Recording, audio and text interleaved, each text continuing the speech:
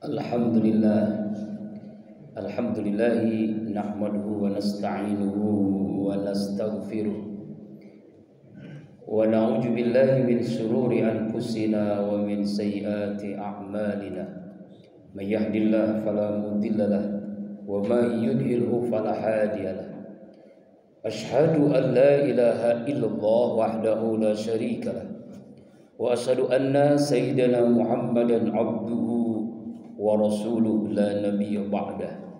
Allahumma salli ala sayyidina wa maulana Muhammadin wa ala alihi wa ashabihi wa man tabi'ahu bi ihsanin ila yaumiddin.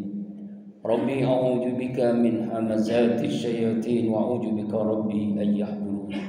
Subhanaka la ilma lana illa ma 'allamtana innaka antal alimul hakim la haula wala quwwata illa billahil aliyil azim amma ba'du fa ya ibadallah usikum wa iyaya bitaqwallah faqad fazal muttaqun ittaqullaha haqqa tuqatih wa la tamutunna illa wa antum muslimun qala Allah ta'ala fil qur'anil karim wa huwa asdaqul qa'ilin a'udzu billahi minasy syaithanir rajim bismillahirrahmanirrahim laqad kana lakum fi rasulillahi uswatun hasanah liman kana yarjullaha wal yawmal akhira wa dzakarallaha katsira wa qala Rasulullah sallallahu alaihi wasallam innama bu'istu li utammima makarimal akhlaq sadaqallahul azim wa sadaqan nabiyil karim wa nahnu ala dzalika minasy syahidin wasyakirin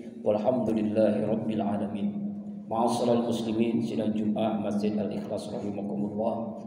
Tidak ada sikap yang terbaik sebagai hamba Allah yang bertauhid.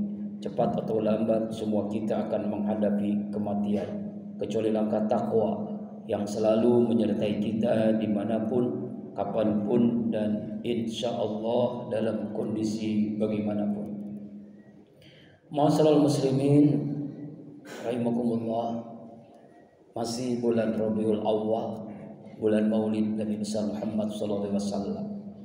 Bulan di mana mengingatkan kita sebagai umatnya untuk meraih syafaatnya di yaumil qiyamah.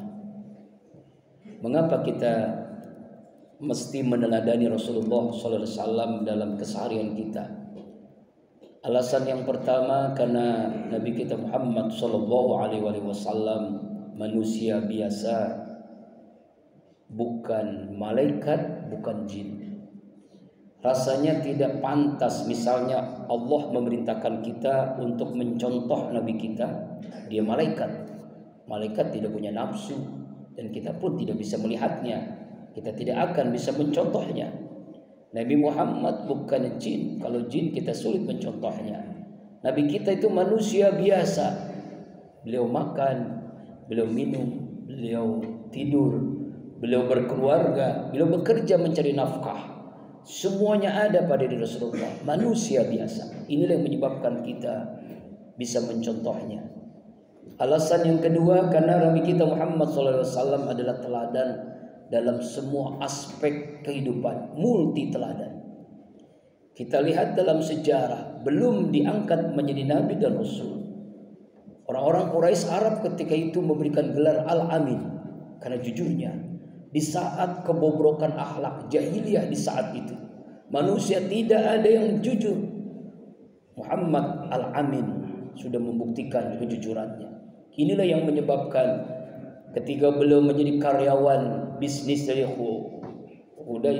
Khadijah binti Khuwailid, berkembang pesat bisnisnya.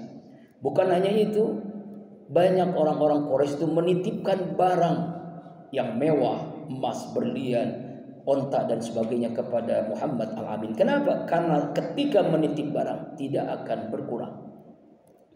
Kejujuran ini dibuktikan.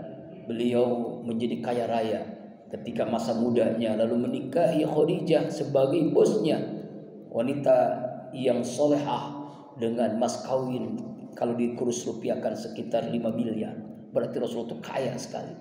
Seringkali ketika kita membaca sirah Nabawi itu hanya sepotong-sepotong. Padahal beliau membuktikan beliau pernah kaya sekali. pernah sedang, pernah miskin sekali. Sejarah membuktikan beliau kaya ketika berbisnisnya begitu luar biasa, berkembang pesat karena kejujurannya itulah. Kemudian beliau sederhana karena hartanya, karena kedermawanan itulah, untuk jihad, untuk membela agama Allah, untuk fuqara masakin, anak-anak yatim, janda-janda tua. Kemudian beliau miskin sekali, menjadi pemimpin dunia akhirat. Bahkan dalam sebuah riwayat ketika sholat berjamaah waktu itu Rasulullah menjadi imam. Kemudian Umar bin Khattab tidak khusyuk sholatnya. Selesai sholat beliau berdiri dengan lantang, hai para sahabat, karena beliau sangat tegas. Siapa di antara kalian yang saya tadi tidak bisa khusyuk sholat karena kedengaran suara kelaparan dari perut orang yang sedang sholat? Sahabat-sahabat tidak ada yang menjawab. Akhirnya Rasulullah menjawab, alhamdulillah 3 hari ini tidak ada makanan yang masuk ke dalam diri saya. Nangislah Umar bin Khattab, seluruh sahabat menangis. Lalu berpidato, hai para sahabat, pemimpin Romawi, Persia, dengan hidup mewah, makanan yang nikmat, makanan lezat. Kita pemimpin dunia akhirat, pencetus piagam Madinah yang diakui di dunia sebagai undang-undang yang sangat modern di saat itu. Bahkan Profesor Dr. Ahmad Sukarja MA membuat disertasi bahwa ternyata diteliti di Undang-Undang Dasar 1945 itu terinspirasi dari piagam Madinah yang dibuat oleh Rasulullah SAW. Sangat luar biasa, tapi hidup dengan tidak memiliki apa-apa, tidak makan 3 hari. Allahu Akbar. Kaya di masa muda, masa tua tidak punya apa-apa. Kemana hartanya? Untuk perjuangan, untuk dakwah, fuqara masakin, duafa. Bahkan dalam sebuah riwayat, beliau itu tidak bisa tidur kalau di rumahnya masih ada uang. Ketika bertanya kepada Aisyah, ya Humairah, masih adakah uang? Ada ya Rasulullah. Infakkan, sedekahkan. Di bulan Ramadan beliau berinfak sangat luar biasa. Mari kita lihat keteladanan-Nya. Menjadi kaya teladan, menjadi sederhana teladan, menjadi miskin teladan.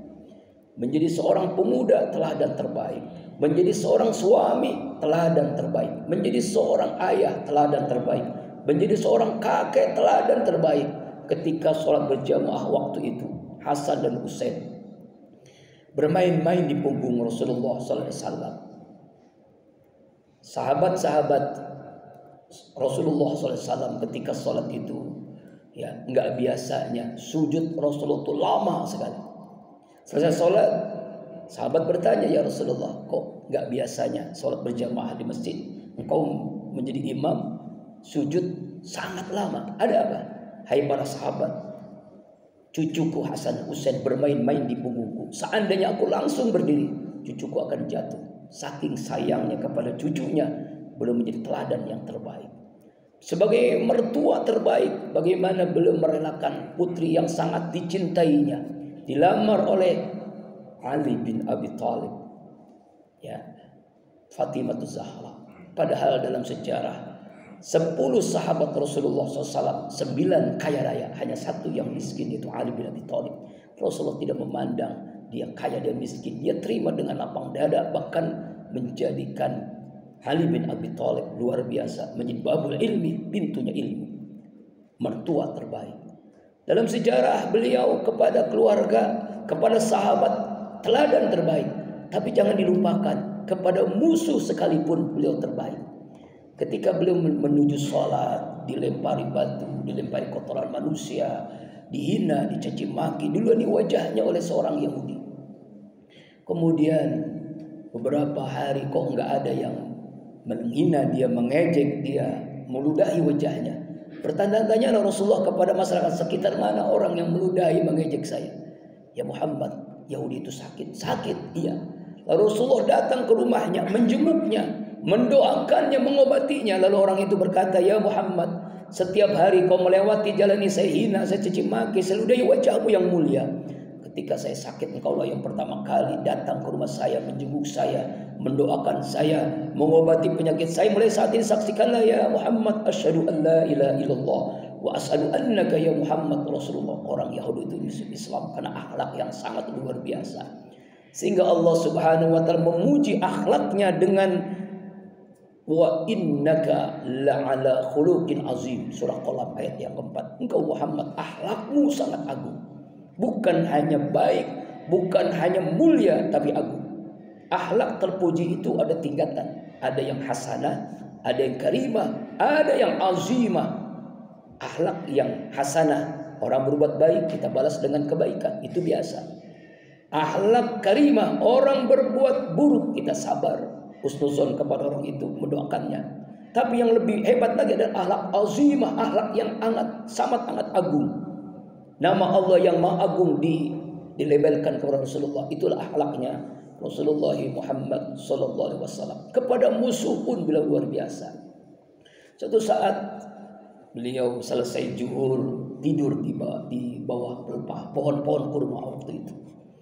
Ketika tidur namanya qulailah, tidur yang sunnah setelah zuhur. Sebagai bagian dari sunnah, kita disunahkan tidur siang agar bisa bangun malam sholat tahajud. Dan ini diterapkan oleh Jepang. Jepang itu perusahaan yang sangat luar biasa, meningkat omsetnya karena seluruh karyawannya wajib tidur siang. Ternyata itu sunnah Rasulullah SAW. Kemudian ketika tidur siang itu ada seorang kafir Quraisy ingin membunuhnya dengan sebilah pedang di lehernya, Datsur namanya. Lalu Datsur ini mengatakan, "Hai Muhammad, pedang sudah di lehermu, siapa yang akan menolongmu?" Rasulullah SAW dengan tenang, Allah, kalimat Allah yang diucapkan oleh Rasulullah Muhammad SAW menggetarkan seluruh tubuh Datsur.